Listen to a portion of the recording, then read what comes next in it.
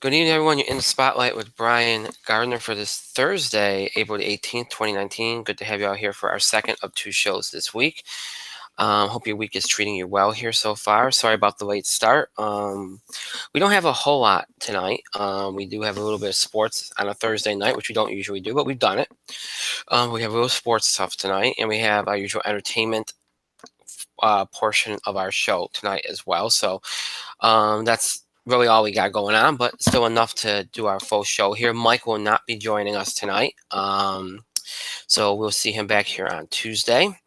And so as we start off, as always, let me remind you all of the ways in which you contribute to the show. Have your voice heard by emailing us to itspotlight411@gmail.com. You can also follow us and tweet us at itspotlight411. Remember to use the hashtag #ITSpotlight411 for anything you tweet regarding the show. And as always, also on Facebook, to find us, search for us for our full title, In the Spotlight 401, and then make sure that you like our fan page so you can interact with us and do all that cool, fun stuff.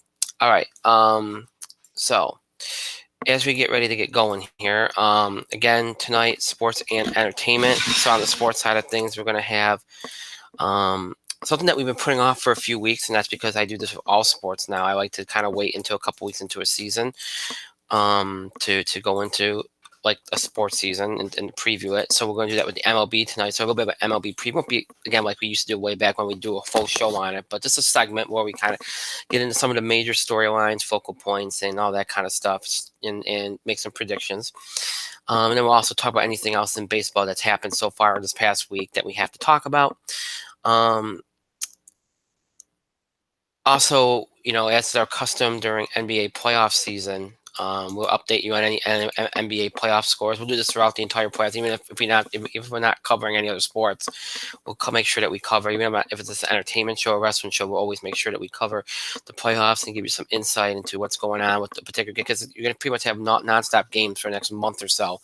So every time we're on the air, we'll make sure that we update you on any important scores and what's going on with the playoffs while we're on the air, so you know what's going on with that. So we'll give you some score updates throughout the show, and if something big happens, we'll obviously break in and tell you about it.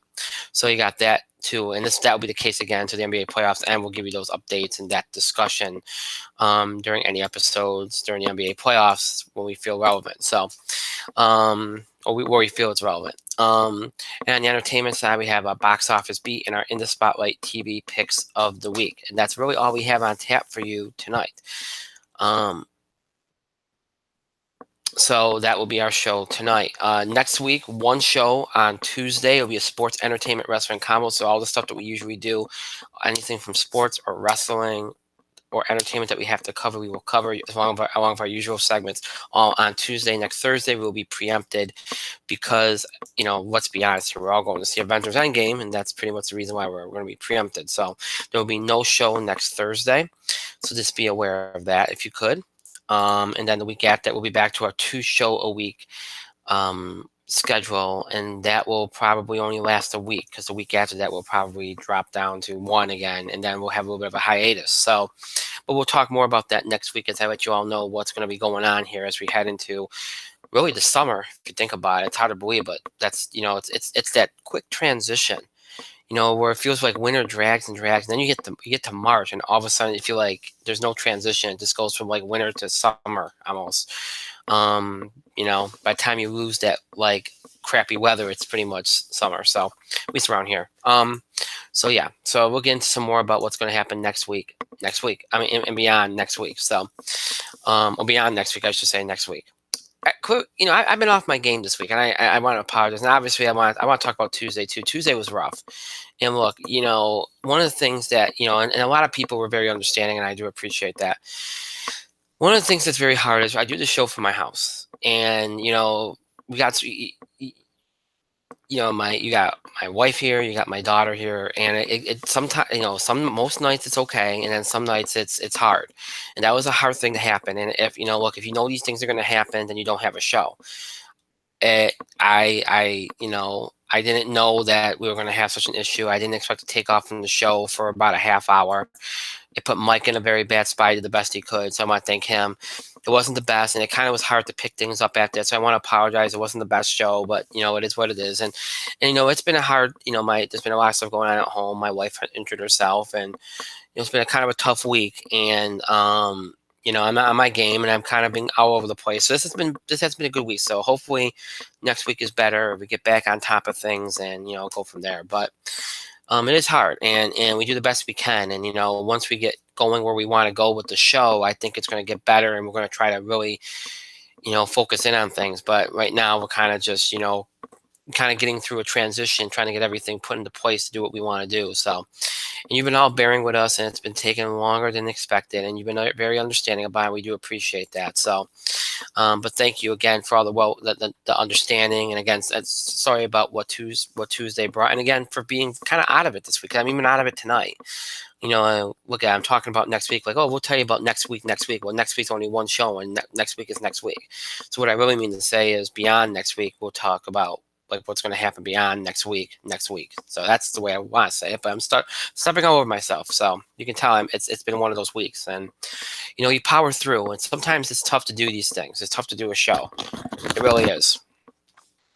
As you power through and you try to do the best you can. And that's what I've always tried to do. And I've had good shows, I've had bad shows, we've had in between. That's kind of been what we've done. So we do the best we can, and you all are very supportive through the years, and we thank you for that. So, but enough about self-critique.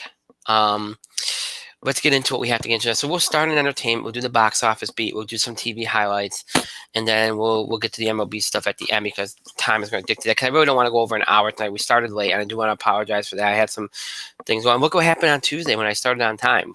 I had to take off for about half hour. So better to kind of get things out of the way and start than to not, and then have things interrupt. So yeah, we'll start with the entertainment stuff and then work our way into the MLB stuff. So we'll keep you updated on any NBA playoff scores as well. Right now, I'm looking at my score updates here. It's easier getting on my phone sometimes. Philly beat the Nets 131-115. So they lead that series 2-1. The only other game tonight is the Warriors and the Clippers. That game will be on TNT at 10:30 p.m. Eastern. Actually, it already started, or will start at 10:30 p.m. Eastern time. So keep you updated on that score while we're on the air, which won't be obviously that long. It won't be long into the game, but while we're on the air, we'll update you on that score. So that's where we are in the NBA playoffs tonight. It's not a lot of action, but enough. 2 games, doubleheader. That's usually the typical kind of night, but you've been spoiled lately where some nights you have 3 or 4 games. So, all right, so let's get down to it. Let's get to the box office. Let's start in our entertainment portion of the show. Let's get to the box office. Look, I know I said this a lot, but we're in that period now where, there are movies coming out, but there's not a whole lot of storyline. That's kind of been the story this year. Outside of March where there was a little bit of stuff going on, and maybe the back half of February, there hasn't been a whole lot going on this year. Obviously next week with Avengers, things will start to get ramped up. This weekend was all about the holdovers, really, and Shazam once again took number 1 with 24.4 million, which was about where I thought, 20 to 30 million. Outside of that, you had a movie called Little, which did okay. 21.7 million so far worldwide, but last weekend 15.4, which is again not too bad. Second week of April, and Hellboy just pulled in about 12 million. And again, it's R-rated. Nobody really wanted a reboot. People were more interested in having another sequel, but it wasn't going to happen. Honestly, I don't think that's horrible. It's not great. It's probably enough to kill the franchise before it gets going again. But honestly, with the R rating, it wasn't promoted as much as it should have been. And given the competition, I don't think that's horrible. Yeah, again, it's going to be in a lot of trouble in terms of, making a budget back and being able to suggest that it should continue on as a franchise. But again, it's just, we'll see what happens with its worldwide total once it gets going, because it hasn't opened up internationally yet. We'll see what happens.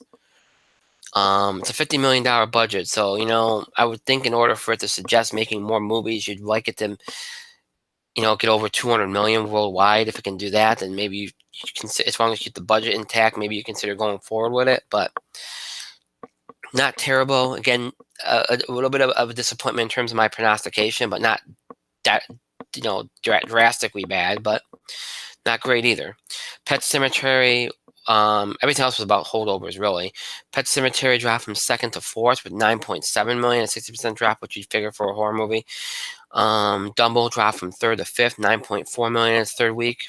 Again, pretty much right where we thought it would have landed.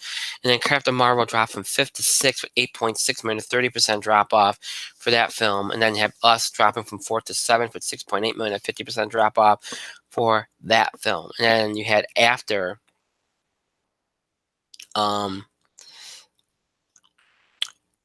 which again we talked about last week, is a comic book not comic book, a book adaptation. Did a little bit better than I thought it would. It put in about $6 million, so that's better than I thought. It's only got a production budget of 14, so that one might end up at least breaking even. And then you had Missing Link, which was the cartoon, the animated film I talked about last week, with Zach Galifianakis, Hugh Jackman, Zoe Saldana with their voice talents. Only pulled in 5.9 million, which is a little bit under what I thought. I think I put it, I thought it'd be like around 8, 9, 10 million. So that one disappointed as well, and everything else was well under 5 million. So realistically, 9 movies over 5 million, even though some of them disappointed, is not bad for the second week of April. So all in all, it ends up being a fairly okay week. Now this week probably won't be that great. But if you're the box office, you take that because you've had a little bit of a good run here, and then next week you got Avengers. So if you have 1 week where it's kind of like everything under 20 million, you can pretty much, deal with that. So there's an expectation though we might have at least one movie, a new release here that might pull in about 20 million. So if that happens, then I think you take it. So. And the only new release, no new release I'm talking about, is the only new release of this weekend, at least coming out this Friday, because there are 2 new releases coming out on Wednesday, but none should do very, very big bits. But let's talk about the big release on Friday first, and I'll talk about the other releases. The Curse of La Llorona from Warner Brothers' new one, opening in 3,372 theaters, R-rated, only got a $15 million budget. So it doesn't have to make much, and the expectation is that, even though there's been a lot of horror properties, there's an expectation they'll put in between 15 and 20 million, which is get it over its budget. If it does that, I think that's pretty good for the third week of April, in the middle of spring break and right before the summer movie season begins. I think that'd be pretty good.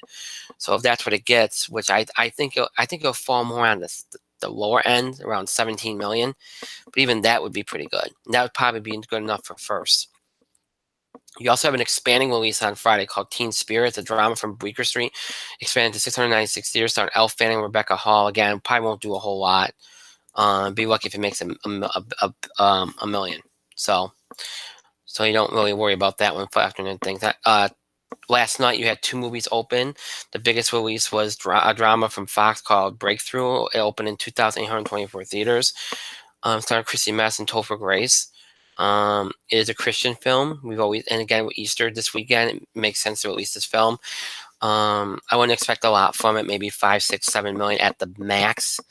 Probably on the lower end, but sometimes these movies surprise, so we'll see. And you have a Disney Nature. You have Disney Nature's latest film, Penguins, opened in 1,815 theaters last night. Narrated by Ed Helms, and that movie is G-rated. And again, you can expect it to be maybe pulling around 3, 4, 5, 6 million tops.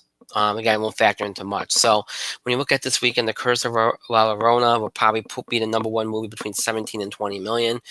After that, you probably figure Shazam will pull in the second place slot between 13 and 15 million.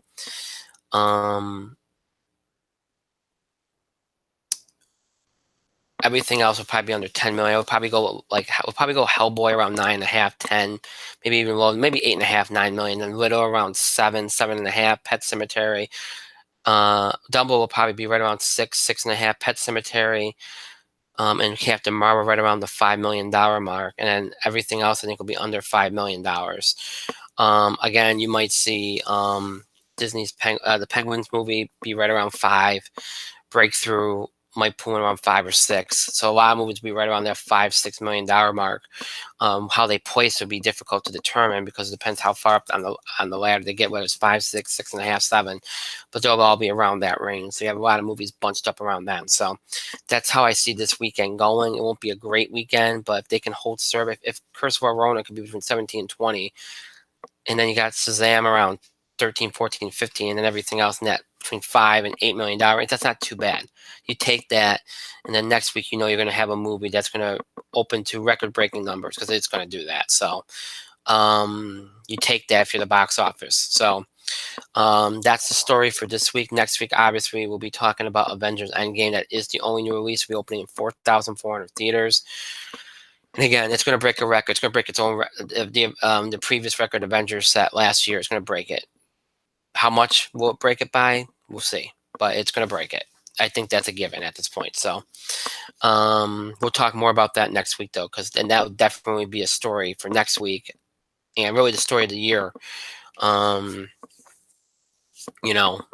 that movie has the potential to really. If you ever felt like, last year we thought Infinity War could, but then you also figure this is a continuation, with all the hype and everybody wanting answers and want to know how it all ends. This could be the movie that finally dethrones, at the very least, Titanic, but also maybe Avatar. So this is something that it's going to be the big story of the summer and of the year and of the last maybe decade. So we'll see how it all goes next week, and we'll talk more about that next week. Finally, a big storyline for the first time since March. We'll have a big storyline to talk about the box office. So that's the story at the box office, and that's your box office beat for this week. All right, TV picks of the week. This has been a very rough segment for us because we've really tried to, Mike and me have been really trying to offer up a lot of selections, and we've had a terrible time because we haven't been able to get to as much TV. I have a child and a lot of things going on at home. He's been busy with work. Obviously, I've been busy with work too. I get to whatever I can get to. And obviously, this time of year, we had March Madness and, a lot of things are going on, a lot of other things to watch. But this week, I do have some stuff to offer. I don't have a lot, but I do have some stuff to offer. I was able to get to a little bit more this week. First of all, I watched Game of Thrones. I thought the first episode was really, really strong. Lots of reunions, we got the big reveal of John's lineage, so that was big. Just a really good episode, moved very fast, a lot of setup, but a lot of big things happened too. So I thought that was a really strong effort, really strong start to their final season. Got the chance to catch up on a little bit more on Gotham, and again, it's been really, really good as far as the final season goes. Some rushed angles, but we only got 12 episodes, and one of them is apparently a flash forward. What do you expect? So that's been okay. I'm looking forward to catching up on the final couple episodes here, and then see how that goes. One show that I was able to watch this week, and that's I DVR'd for my wife, and I didn't get the chance to get to it because there was a lot of it aired during March Madness or right before March Madness, was Miracle Workers. This was a show starring Daniel Radcliffe and Steve Buscemi. I don't know if a lot of you have watched it, but I was able to watch the entire series this week, and it's easy to watch because there's only 7 episodes, and all a half hour. So it's an interesting vehicle because I think the show has potential, and I'm giving it a TV pick of the week because I think it has a good enough message to it underlying, although there are some things I wish they wouldn't do. And I do wish they'd embrace and do a little bit more actual comedy. A lot of it's just absurd, like, okay, it's so stupid it's funny comedy. I wish they'd go a little bit above that considering the people that are involved.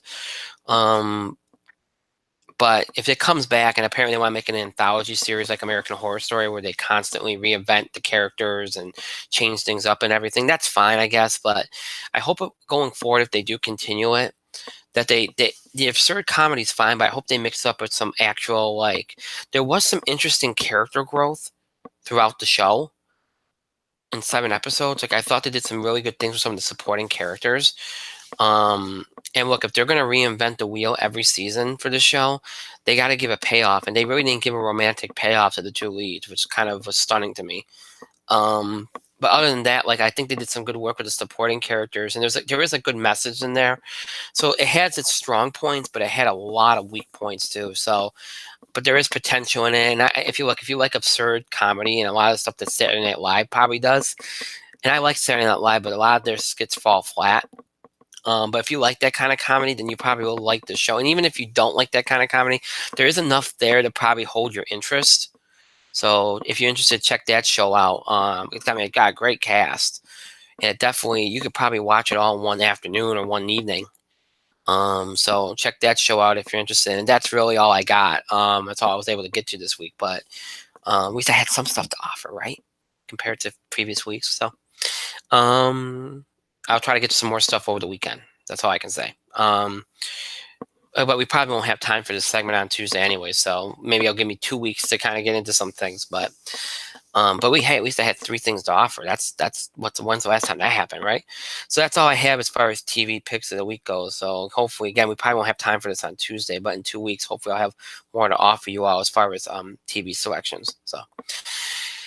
I mean, look, let's be honest. Most of the time, it's me just fanboying over the same shows. Mike offers more unique TV picks, but he's not here, so at least I offered you something better than nothing, right?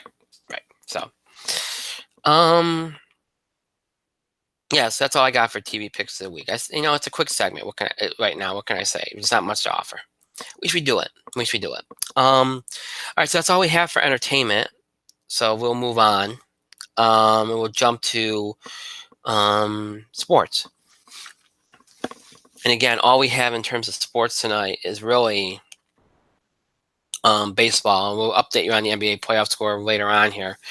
But look, we just had baseball. And we have our baseball preview, and we'll talk about some of the stuff that's been going on already. And then obviously look at any big topics from this week. Now, let's start off by looking let's start at just kind of giving an overview of the season and where we're at as far as the big storylines go as for the season, and who's expected to do well, who's expected to not do so well, who are we looking at as sweepers, that kind of thing.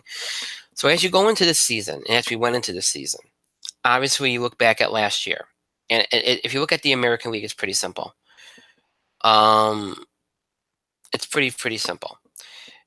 You look at the Yankees, you look at the Astros, you look at the Red Sox.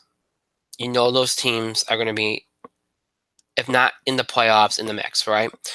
Because those teams either got better or are decent enough to kind of get back there, right? Now, obviously, 2 of those 3 teams have gotten off to rough starts. Houston got off to a rough start too, but they've already stabilized. Now, look, here's the thing that's important to know, okay?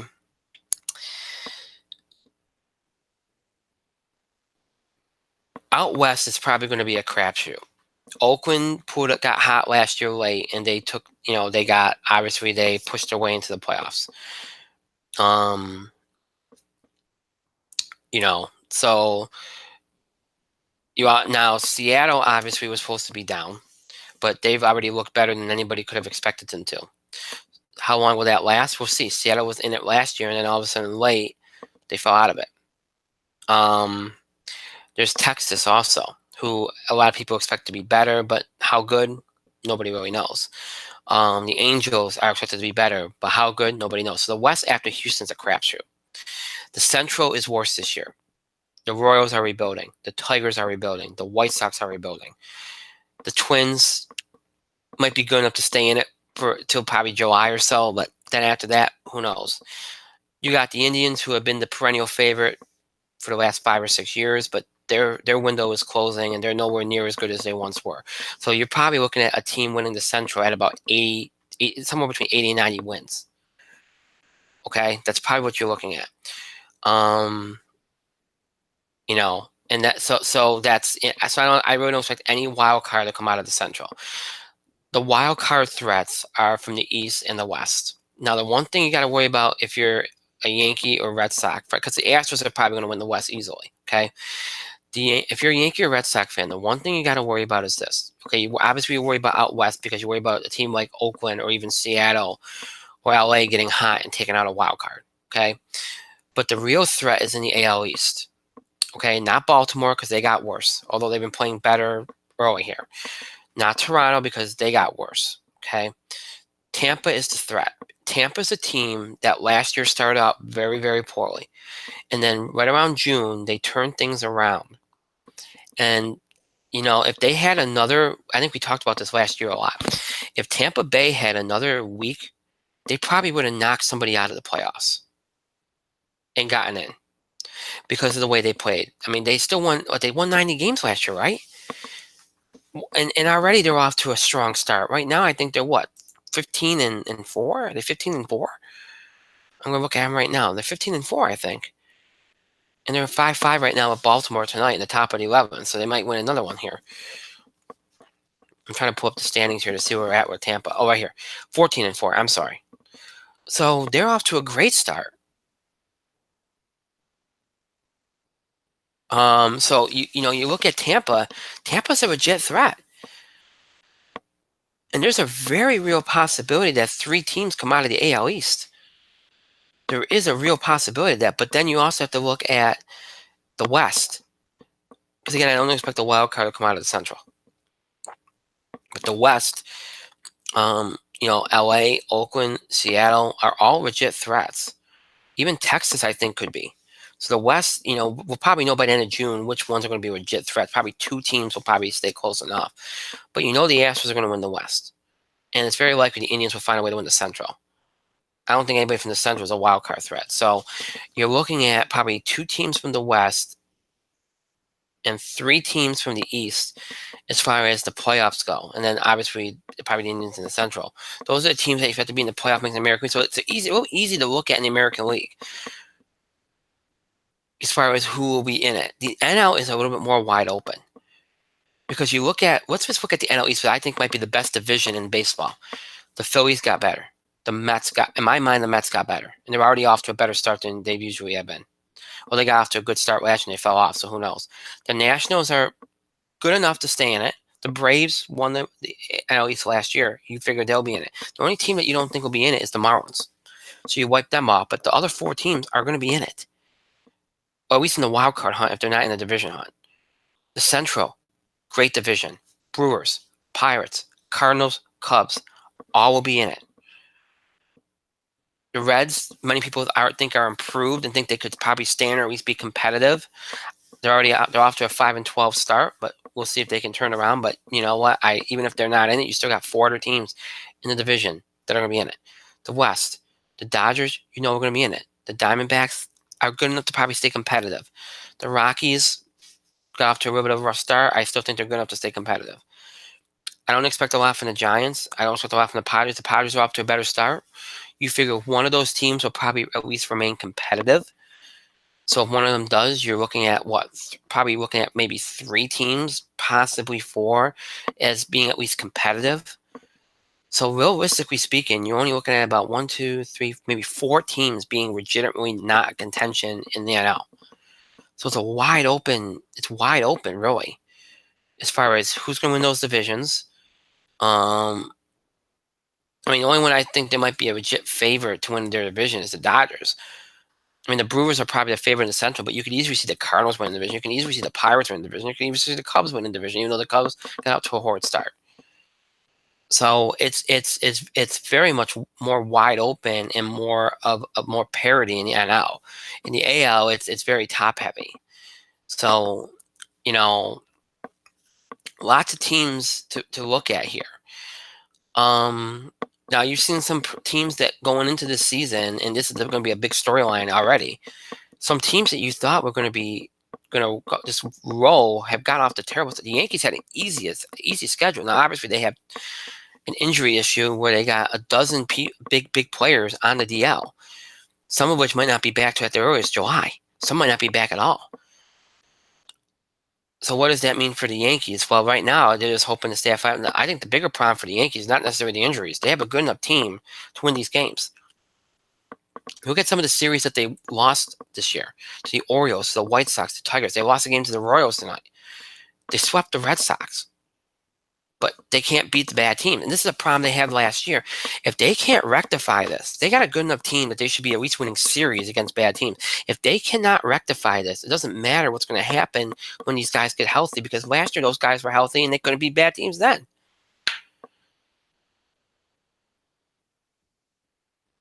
And this is something that I think this is a narrative that I think everybody's missing.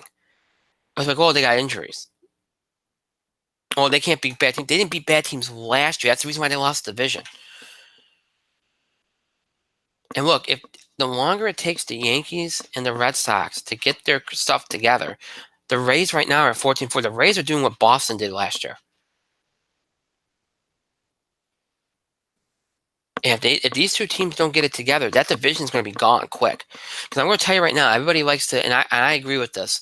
You really look at where teams are around Memorial Day, and that's when you say, all right, this is a team that might legitimately be in it this year, right? I don't think you look at that with Tampa Bay. Tampa Bay is a team that was legitimately in it last year. Tampa Bay was a team that from June on was probably the best baseball team out there. And with another week in the season, would have made the playoffs and might have been a tough out. Tampa Bay is going to, I think Tampa Bay is making the playoffs. I really do. And let's see where they finish at the end. I'm going to be honest with you all. They're already 10 games over 500 right now. If they finish this month already in the 20s in wins, which is not entirely out of the realm, if they're like, let's say they get to May 1st and they're already around 20 wins, okay, you figure how many games you play in a month. You might get, let's see, 1, 2, 3, 4. Let's say you get 4 off days a month. Okay, and you got 31 days in May. So what are you playing? 27 games? Just go on 26 games, okay? Let's say they go 13-13. If they're around 20 wins, you're already in the 30s. You're around 35 wins as you come out of May.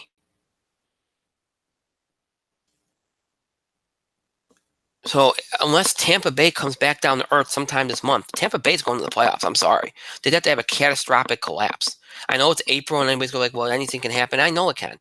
But you look at the way this team's playing with the pitching they have, and I know Blake Snell on the 10-day deal, but it's only one guy. If you look at the Tampa Bay right now and the combination of the way the Yankees are playing and the Red Sox are playing, the Red Sox are 6-13 right now. Okay? They're 7 games under 500, and they're playing Tampa this weekend. Now that's the big, because let's say Tampa sweeps Boston this weekend or takes 2 out of 3.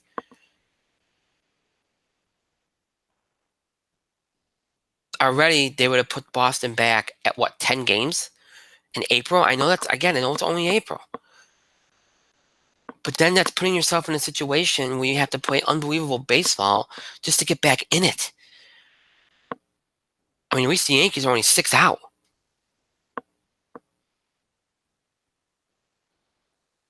I mean that's what I'm saying. These games matter, folks. And when you got one team that's already at 10 games over 500 and looks like they're not going to lose too many games in a row. I mean, that's what happened with Boston last year. Now look, Boston started out strong, but then they fouled it up with they went 500 for like a month, right? That's what got the Yankees back in it. But you don't usually see that. You don't usually see a team that plays 800 baseball just come right crashing back down to 500 that quick, unless they get riddled with injuries. And even if they do go 500, like I said before, they're still sitting pretty right now because of the way everybody else has started. So I think Tampa's in very, very good shape. And it's not just the Yankees and the Red Sox that started out poorly. The Astros started out poorly. Now they've rated the ship. They're at 12-6 now. But still, they started out poorly. Seattle started out strong, but they're already falling off. They're down to 13-8. Texas and Oakland have started out okay, 10-7, 11-10 respectively. So they're there. And the Angels aren't too bad either, 8-10. So all those teams are kind of hanging around. But, again, Tampa's 14-4. Cleveland's 11-7, so not too bad. Minnesota's 9-7. Detroit's 9-9, but that doesn't figure to stick. So, I mean, over this next month, you're going to see some of these teams that have been maybe playing above board, that play maybe better than they should, like Baltimore and Toronto and, Detroit and, maybe one of the Western teams. They're going to drop back. And then, you'll see some teams, that started out slowly kind of get on track. But some teams, I think you have to be legitimately concerned about. I think you have to be concerned about the Red Sox because here's the thing. This is, other than not having Craig Kimbrel, this is the same team you had last year. And the bullpen hasn't, what everybody thought was going to be the issue, has not been the problem. Your starting pitching outside of Price has been the problem. Even though Eovaldi looked better last night and Sale looked okay, but he still has issues. But your lineup is not performing up to capability, and that's an issue. And look, people will tell you, sometimes when you play in the playoffs the year before and you go deep, it does have a hangover effect the next year. Some pitchers aren't used to pitching that many innings. Some players aren't used to playing that many innings. Especially when you're young, it makes a difference. It might take you a while to get over that. Or maybe you don't get over it that this year, and then you don't come back, you don't get fully back into it until next year. So that's something to watch. So I think there's some legitimate concerns about the Red Sox. Yankees, I think there's a big concern. And it's not even the injuries, because you're going to get some of these guys back. The problem I have with the Yankees is the focus. This is a problem they had last year. They play really, really bad against bad teams. But against good teams, they show up. They showed up against the Red Sox for 2 games. Last year, they started off with a tough schedule, and they played their best baseball. And then as soon as the schedule started to kind of drop off a little bit and they started playing bad teams, that's when they struggled. And look, that's something that you see with a lot of young teams, where it's like, well, I can't, I'm playing a bad team. I can't get up to play them. I don't have to play very well to beat them. That's a sign of a team that needs somebody to just go in there and say, look, they all matter. And they claim that they realized that. They claim they weren't going to do what they did last year. They were going to hit better, runners in scoring position, hit for contact. They were going to take these games seriously. They're going to try to win every series, and they haven't done that. In fact, they played some of the worst baseball I've seen a top team play. There is a focus issue there. There's a maturity issue there. There's a development issue there. And I'm sorry, that falls on the manager and ownership.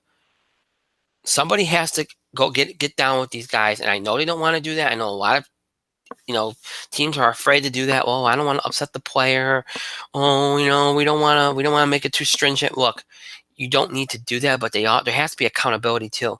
And when players are playing so lazy and they're not sharp and they lack focus and they're losing games all the time to teams that they should beat, there is an issue that needs to be solved by leadership, by ownership, by manager. That's what needs to happen. And it has not done that. There has not been that. And there was none of that last year, and there's been none of that this year. And that's an issue for the Yankees going forward, and that's going to be a major storyline for them. The biggest storylines in the AL revolve on the Yankees and the Red Sox, because if one or both of them do not right the ship, then that's going to leave some big openings in the American League. Now you figure one of them will. Will the other? We'll see. So interesting storylines are going to be Tampa Bay, the American League East, where the Yankees and Red Sox right the ship. What happens there? What do the Yankees do if they don't get Severino back? Do they make a trade at the deadline for a pitcher? Something interesting to watch. Do the Red Sox eventually cave in and sign Kimbrel? Does anybody sign Kimbrel? Does anybody sign Dallas Keuchel? Those two are still out there. Keuchel and Kimbrel, the big 2 free agents. We'll see what happens there. A couple of storylines there to look out for. The Central. Is the Indians window completely closed? Does anybody else in the Central rise up? We'll see. The West, the Astros are there. Their window is closing, but, does anybody else rise up to compete with them? Does anybody rise up to take out the wild card? Will Oakland make a big comeback into the mix? Will the Angels and the Rangers and the Mariners be in the mix? So some big storylines in the American League to watch out for. National League. The National League East figures to be a big storyline all year. It figures to be a tough division. Will all these teams stay in it, or will some drop back? How good are the Phillies? How good are the Mets? Are the Nationals truly done, or they're going to remain competitive all year? The Central should be a great division. Can the Cubs rise to the top again, or is their window closed? Can Milwaukee make the leap? The West figures to be the Dodgers the division to lose, but can they get back? Are the Padres for real? Are the Diamondbacks and the Rockies good enough still to make a run at it? What about the Giants? They have one last run in them. Those are some of the storylines to look out for as you go forward here. As far as sweepers go, again, we know the favorites in the American League. Yankees, Red Sox, Tampa probably, Cleveland, Houston. Um, calling Seattle a sleeper right now when they were in it last year and they're in it right now, it sounds kind of trite. Oakland too. Um, if I was gonna pick a legit sweeper, and Tampa's not a sleeper.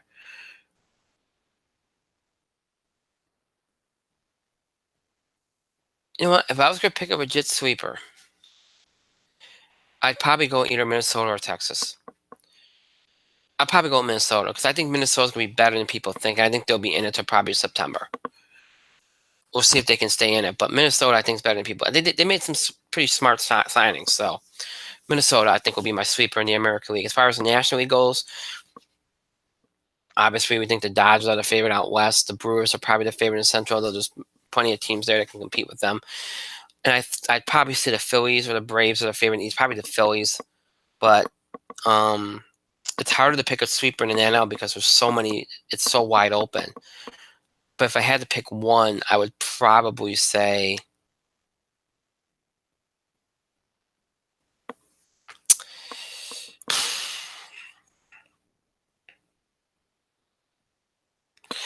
I don't think the Rockies or the Diamondbacks classify as a sweeper.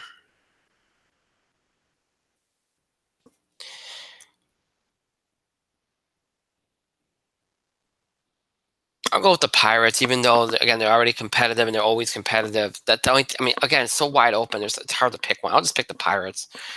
I figured that a lot of people probably are down on them and don't think they can. I'll say the Pirates, even though again it's just hard to find one because it's so wide open. As far as some player accolades go, I think Bryce Harper will, especially in Philly, will be the NL MVP. I think the NL Cy Young. I'm going to go on a limb, and it's going to be interesting because you got one big free agent in Bryce Harper being an MVP. I think another big free agent is going to be the Cy. I think Patrick Corbin. I really like the way he's throwing. I think he's going to win a lot of games for the National. I like Patrick Corbin to win the NL Cy Young. I'll go on a limb and do that. AL Cy Young. That one's going to be interesting because I don't think it's going to be Chris Sale, obviously, because of the start he's had.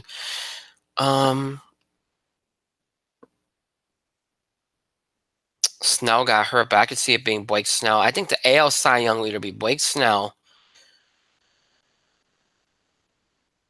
I like the way Price is throwing. I don't know about Verlander. You know what? I'm gonna go with Blake Snell. I'm gonna go either Blake Snell or Garrett Cole. As far as AL Cy Young, AL MVP.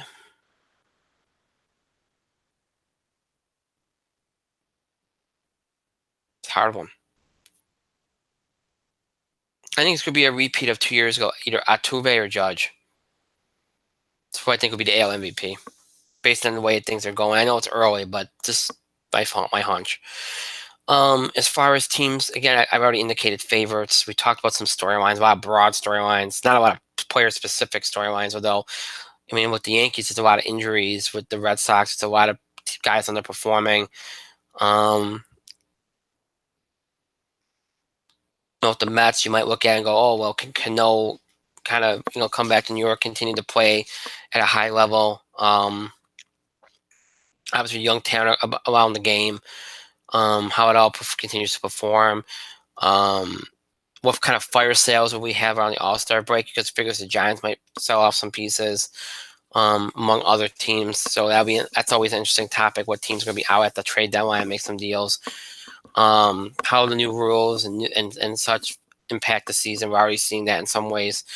So that's a couple more other storylines. I'm just kind of throw out some storylines as we go. Some specific and some more broad. Again, I told you the favorites in both leagues and some sweepers. Who are my actual predictions? I'll do the NL first. I think the Phillies win the NL East. I think the Brewers win the NL Central, and I think the Dodgers win the NL West. I think the two wild cards.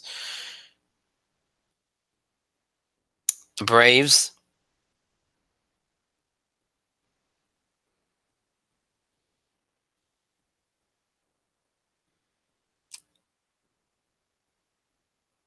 Braves and Cardinals.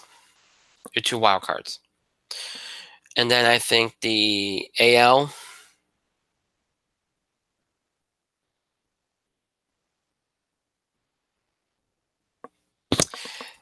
I would have never said this 2 weeks ago, but I'm gonna say I think Tampa Bay wins the East. I think the Indians win the Central. I think the Astros win the West, and I think the 2 wild cards are Yankees and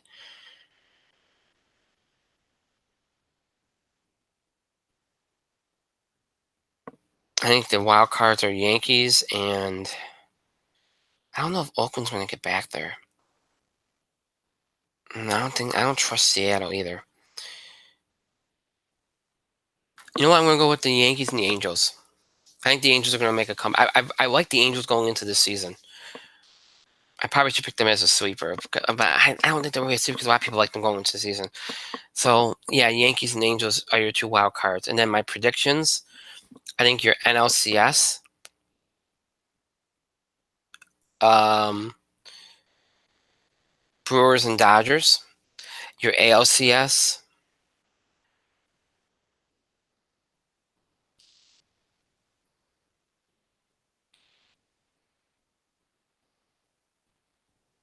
I think the NLCS will be Houston and New York.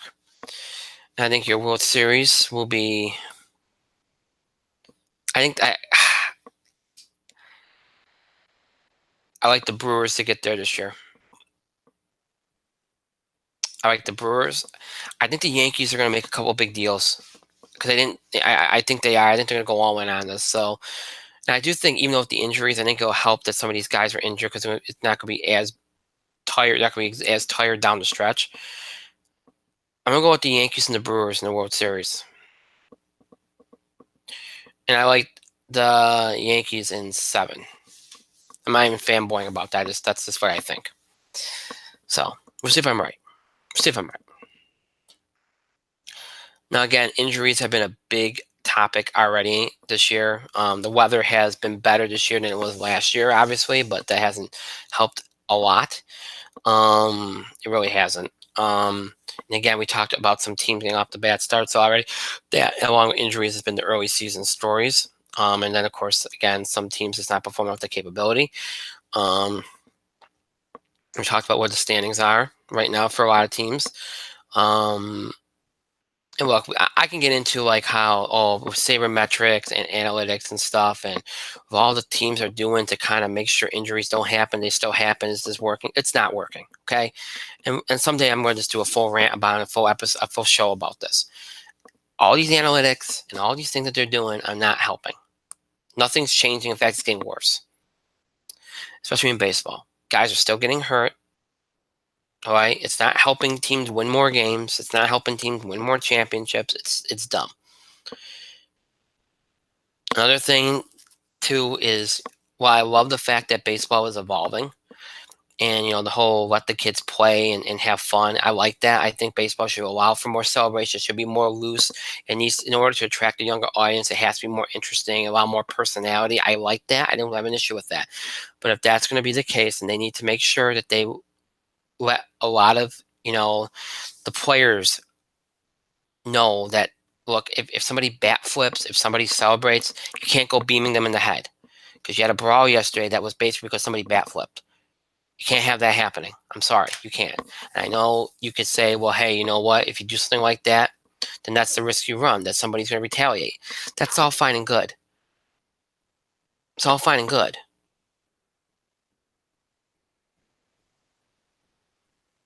But you shouldn't be throwing at the head or trying to injure somebody. You want to hit somebody on the ass or something, the baseball, that's whatever. But I also don't think it's necessary look, the whole old school thing about retaliation that I think, is if you're going to let people celebrate, you're going to let people celebrate. Okay? I think there's ways that you have to make sure that all the players understand that and understand that that's not necessarily showing you up, or if it is, just try to get the guy out next time out. See, that's the thing I don't understand. Like I get it. Like, look, when a pitcher inexplicably hits your batter, okay, I get it. Why you retaliate? I get that. But when somebody bat flips and shows you up, I never understood hitting them the next at bat. I never did because what is that showing them?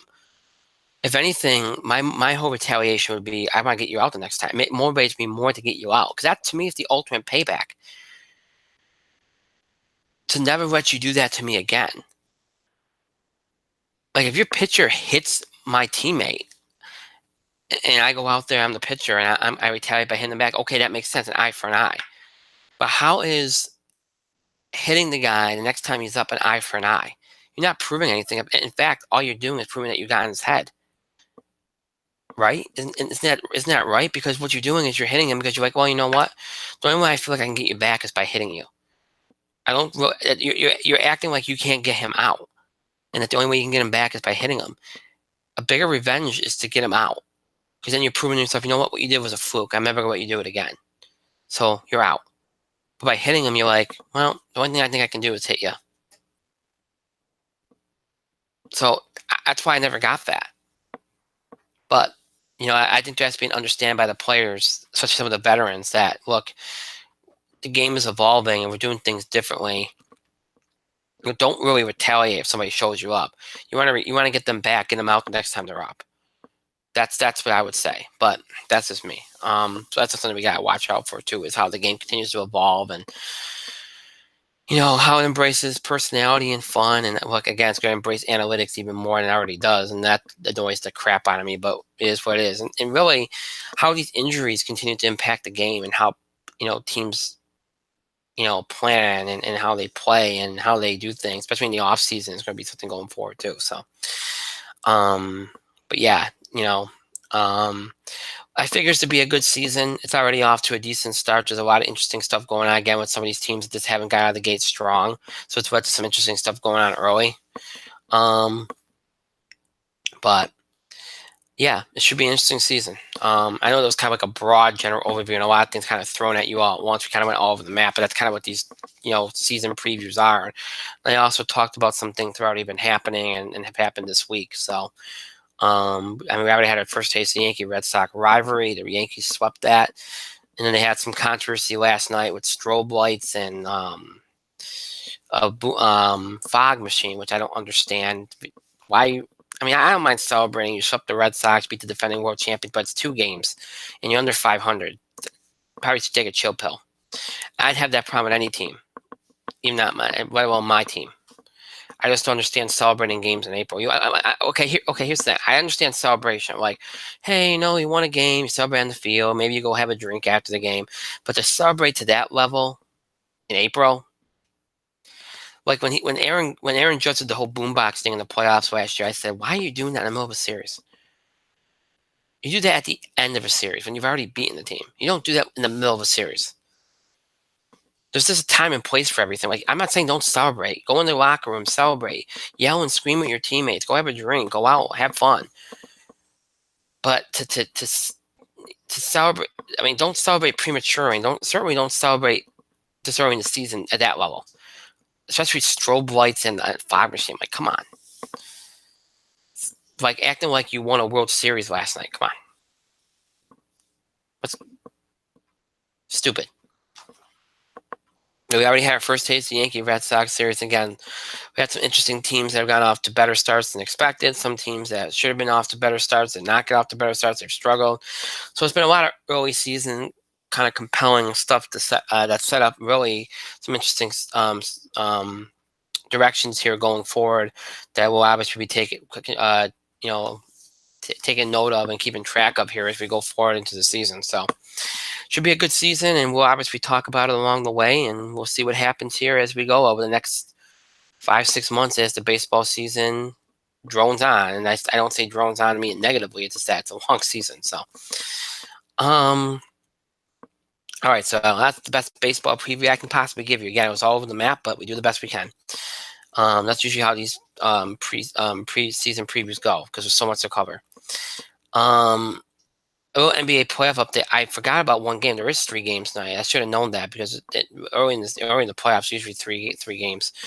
Yeah, the Spurs and the Nuggets, and the Spurs won that game 118-108 to take a 2-1 lead in this Western Conference playoff round, first round series. And again, I picked the Spurs to win that series. So I'm not really surprised by how that's gone. So again, Philly beat Brooklyn earlier tonight, 131 to 115, and they now lead that series 2-1.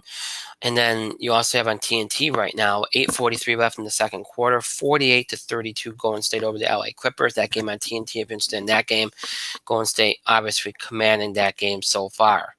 And that series is tied at a game apiece. So that's where we're at with the playoffs. So Spurs and Sixers win tonight. Golden State up 16 in the second quarter. So that's where we're at with that right now. And obviously the playoffs will go all the way through the weekend. And again, we'll update you throughout the playoffs every time we're on the air with score updates. Any big stuff we have to cover from the NBA playoffs, we'll do along the way as well. Even on show nights when we don't talk sports, we'll make sure that we do that. So we always do. So again, NBA playoffs off to an interesting start so far, I think. That will go through the weekend. We'll obviously talk about that next week here and continue to talk about it as we go along. So that's where we're at. So that's all the stuff we had to cover tonight. I said it'd be about an hour, and that was about right. So with that being said, with everything covered, let's start to wind down. As always, the show is over. Does not mean you have to stop interacting, contributing to our show. Continue to have your voice heard. Send us your questions about the show and the scheduling of the show, topic ideas, or breaking news on for sports, entertainment, wrestling that you want us to cover. Questions about the show and the scheduling of the show, any reactions, comments, opinions, I think we talked about. Anything you can do by email, Facebook, and Twitter. You can email us at itspotlight411@gmail.com. You can also follow us and tweet us at itspotlight411. Remember to use the hashtag itspotlight411 for anything people regarding our show. And as always, you can find us on Facebook as well. Just search for In the Spotlight 411 on Facebook, and then make sure that you like our fan page and follow us on social media on Facebook and Twitter, so you can keep up with the show and know what's going on with the show and be able to interact with us and be fully engaged with the show. So to do that, make sure that you follow us on Facebook and Twitter. 2 ways to keep up with the show and look back at classic episodes. You can stream us anytime on YouTube. Just search for In the Spotlight 411 on YouTube. And when you do, we take them to our show page on YouTube. We can stream any one of the episodes we ever produced since we started on YouTube back in October of 2015. So if you want to stream those episodes anytime, head over to YouTube and search for In the Spotlight 411. If streaming is not your thing, maybe free to listen to us or listen to us on the go or interested in older episodes of the show. If any of that applies to you, check us out on our main host sites, Podbean and iTunes, and search for In the Spotlight 411. And you'll be taken to our show pages on both sites. We have access to every episode we've ever produced in over 8 years been doing the show. So every episode from our original Blog Talk Radio run, every episode from our Talk Shoe run, I almost said our Jeff Tech run, that's funny. Every episode from our current YouTube run, all episodes obviously from YouTube are in audio format for your convenience. Every episode we've ever done is in audio format for your convenience, starting with tonight's episode going way back to our original episode in October 2010. All episodes in order from the most recent date, that being tonight's, way back to the oldest, way back in October 2010. Again, all in audio format for you to listen to anytime you want, whether you listen to them on the go, listen to them at home, maybe interested in catching up on episodes, you missed a part of an episode, want to check an episode again. Maybe you're a longtime fan, wants to check an episode from way back when again, or a new fan who wants to check an episode from way back when for the first time, or keep up with current episodes. Any of that applies to you. You can check us out on our main host sites, Podbean and iTunes, to search In the Spotlight 411. So again, Google Plus YouTube. Podbean, iTunes, Google Plus, YouTube, Podbean, iTunes are ways to keep up the show and look back at classic episodes. Just search for In the Spotlight 411. Again, just search for In the Spotlight 411. Mike's not here tonight, but we give him a shout out anyway. We'll see him back here on Tuesday. So shout out to Mike. Hope everything's going well for him. I want to thank myself for a decent show. I did the best I could under the circumstances. Pat myself on the back, and thank all of you for your continued support and contributions to the show. Thank you so much for watching. So those of you watching, listening to this later, thank you to you as well. It wasn't the best week. I apologize for Tuesday and all the interruptions, everything that happened. Again, for being late tonight. And look, it wasn't my best. I know it was kind of rambling, and I tried. It's been a long week. There's a lot of exhaustion going around. I'm not on my game this week. It is what it is. But we'll look to next week and got one show. Hopefully, we'll be back on our game next week and things will be rolling again. We'll be on track. Been a long time since I've had a week like this, where I kind of been off. We had a nice run of shows going for a while, and then we just kind of hit a wall. So it happens. That happened before. So, but thank you for bearing with me, and thank you for bearing with us this week. And we always strive to do better anyway, but we'll definitely strive to do better next week. So, anyway, that being said, because again, I'm very self-depreciating. I always tell you people this. I know when we don't do a good show, and obviously Tuesday spoke for itself, and that was kind of out of my hands. But tonight, I can tell it's okay. We did the best we could. I gave you as much as I could, but yeah, I can feel it's not the best. But you know what? It is what it is. We do our best. So Anyway, that's it for this week. I hope you have a great rest of your night, a great weekend, a great holiday. Have a great Easter, everybody. I also hope you have a great start to your week next week. Again, one show next week. There will be no show next Thursday, obviously for Avengers Endgame, but we'll have a show on Tuesday. We'll cover all the stuff we have to cover from sports, entertainment, and wrestling, all rolled up into one. It'll be a jam-packed show on Tuesday, so make sure that you tune in. So that will be next week. And then I will also on Tuesday get into all the stuff that's going to be happening going forward here as far as the important dates and everything you need to know about the show going forward. We'll talk a little bit about that on Tuesday as well. So it'll be a big show on Tuesday. So until Tuesday, I hope you all again have a great weekend, great start to your week next week. We'll see you back here this coming Tuesday, April the 23rd at 10 o'clock from Eastern Time for our next show. Until then, have a good night, everybody. Stay safe. See you on Tuesday.